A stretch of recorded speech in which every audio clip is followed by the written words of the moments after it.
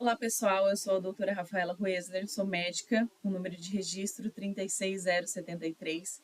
E hoje, no segundo Congresso Brasileiro em Atenção à Saúde, eu vou abordar a temática do exame físico na puericultura, crescimento e desenvolvimento infantil.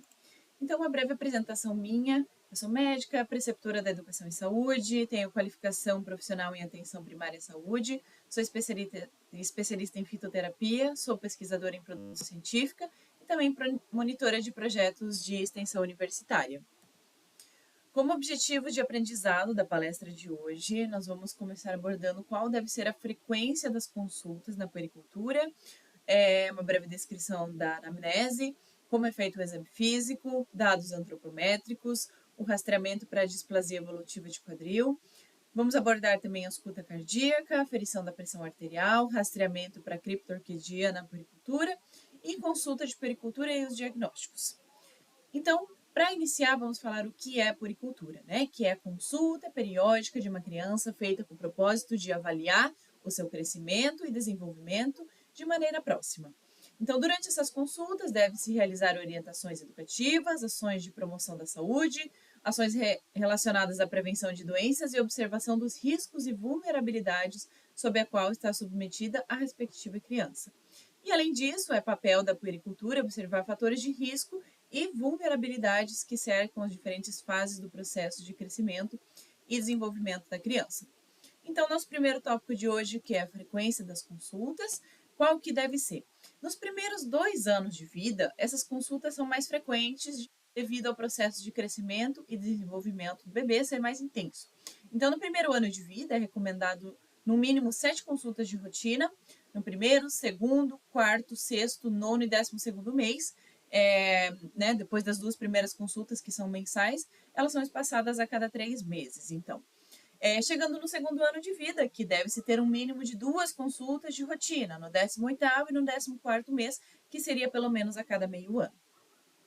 E aí, a partir dos 2 anos de idade, as consultas elas podem se tornar anuais, né? A oportunidade de avaliar o desenvolvimento da criança com a frequência das consultas, ela foi adotada pelo Ministério da Saúde, porque ela toma como base também o calendário de vacinação. Então, permitindo que durante essas consultas tenha a verificação do cartão vacinal nos meses oportunos respectivos ao nascimento.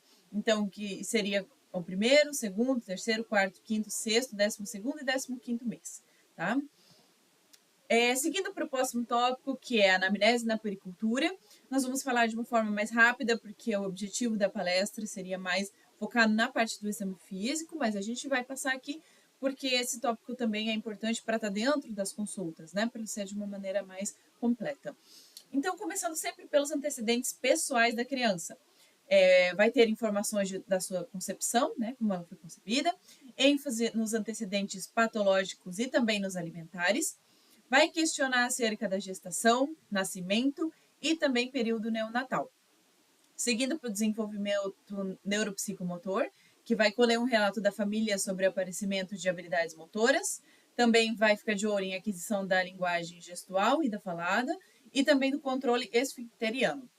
E também o desenvolvimento socioafetivo da criança com membros da família e amigos, como ela está se desenvolvendo, né?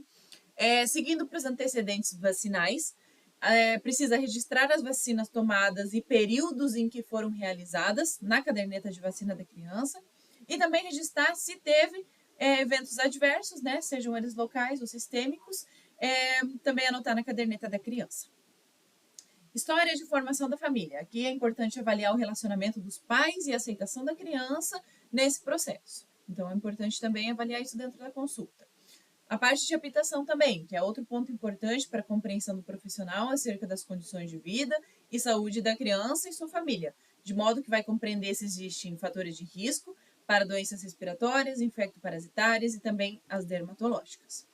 Entrando na parte de hábitos atuais da criança, vai questionar a família os respectivos hábitos, que seriam os alimentares, intestinais, urinários, sono, higiene corporal e bucal, lazer e atividade física. E é relevante também questionar aqui nesse período quanto tempo a criança fica exposta a telas, como telefone, tablet, televisão e etc. Tá? A anamnese, em que a gente deve levar esses questionamentos em conta, tá? para poder começar o exame físico. Então, como é feito o exame físico da puericultura? Inicialmente, a gente precisa ter em conta que é preciso estabelecer uma relação de confiança com a criança para poder realizar o exame físico completo, né? Senão a gente fica, talvez, impossibilitado de fazer por a criança estar desconfiada ou por estar muito chorosa, por querer o colo da mãe, e isso impossibilitar de fazer um exame físico completo.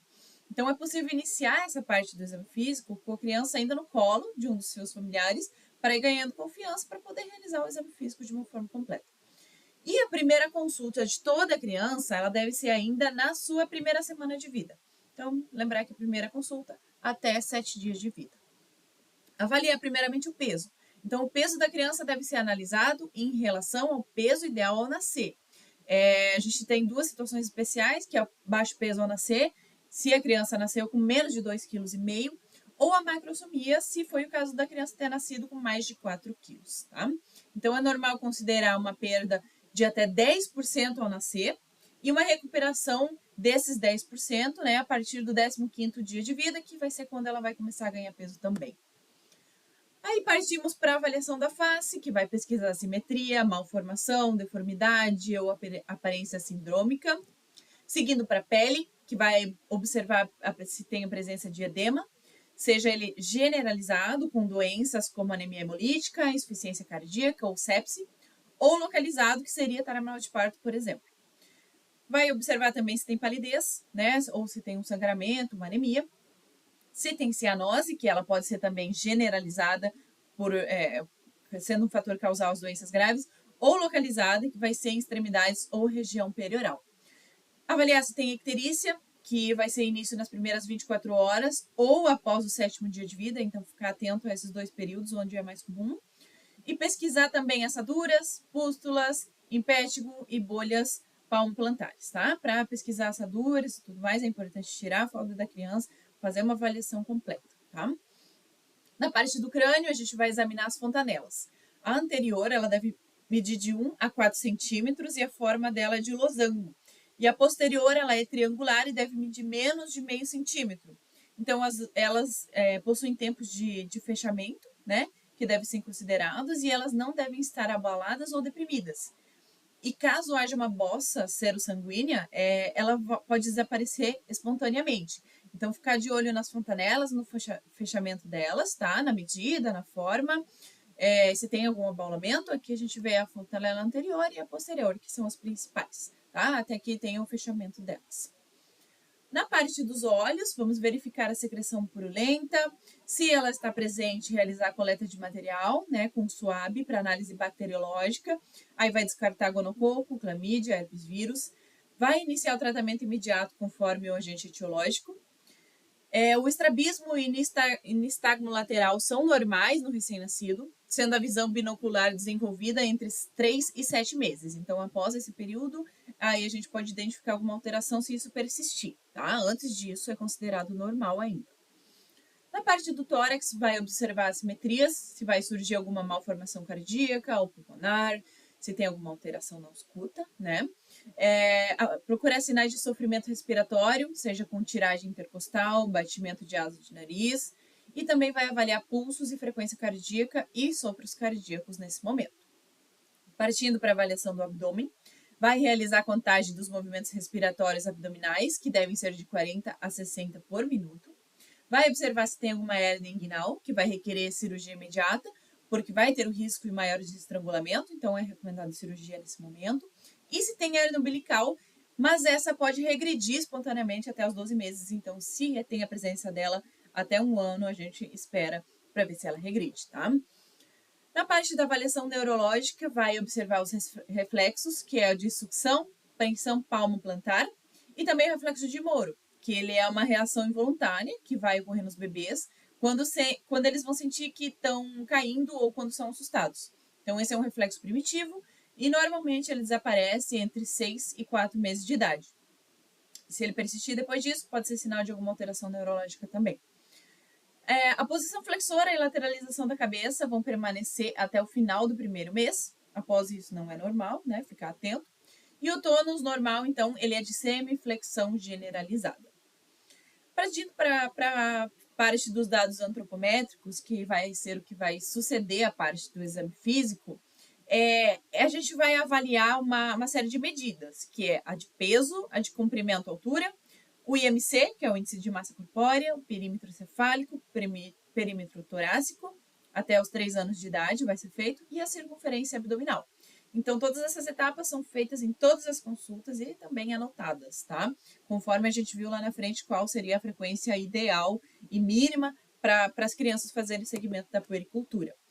Então, as informações de peso, altura, IMC e perímetro cefálico vão ser colhidas e elas devem ser transpostas para as curvas disponíveis na caderneta de saúde da criança e as informações devem ser compartilhadas com os pais. Aqui eu trouxe um exemplo de um dos gráficos em que a gente deve plotar. Esse é o gráfico de peso e idade de uma menina de 0 a 2 anos. Então, a gente vai colocar no gráfico peso, a idade e vai ver se está dentro da normalidade ou se tem alguma alteração. E aí, cada alteração dentro dessa curva, ela corresponde a uma conduta diferente, tá? Aí, para rastreio da displasia evolutiva do quadril, que também é muito importante nesse momento, a gente vai ver que 2 manobras devem ser realizadas logo nas primeiras consultas, até os 2 meses, de preferência já realizando na primeira consulta de puericultura, em que vai testar um membro de cada vez a partir das manobras de Barlow, que ela é a provocativa do deslocamento, e Ortolani, que é a redução do quadril, que a gente vai ver agora como seria cada uma delas. Então, a Barlow ela é um teste provocativo realizado com os quadris e joelhos do recém-nascido em posição de flexão.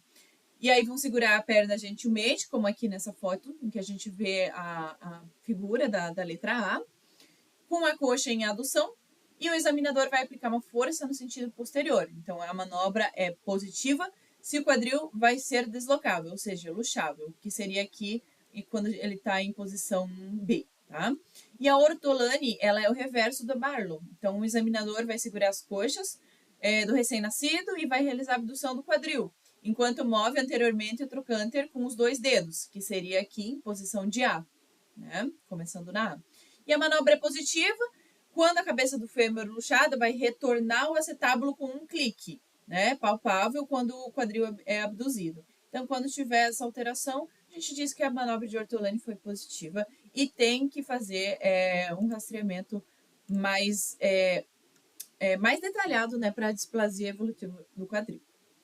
Partindo para a ausculta cardíaca, então, é importante saber as faixas de frequência cardíaca, bem como a frequência cardíaca média, em cada etapa da infância, podendo, em caso de discrepâncias, pensar em outras possibilidades diagnósticas. Então, a gente tem aqui, de acordo com a faixa etária, a frequência cardíaca média e o espectro da frequência cardíaca. Então, recém-nascido, média de 145 batimentos. Com 6 meses, também 145. Com 1 ano de idade, média de 132. 2 anos, 120. 4 anos, 108 batimentos. Com 6 anos, 100 batimentos. E com 10 anos, 90 batimentos por minuto. Tá? Tendo aqui essa faixa de normalidade dentro de cada uma delas em que a gente pode considerar. Partindo para a parte da pressão arterial, que também ela é muito importante na consulta da puericultura. Então, segundo o Ministério de Saúde, recomenda-se que a pressão arterial ela seja ferida em crianças, uma primeira medida aos 3 anos de idade e a segunda medida aos 6 anos, tá?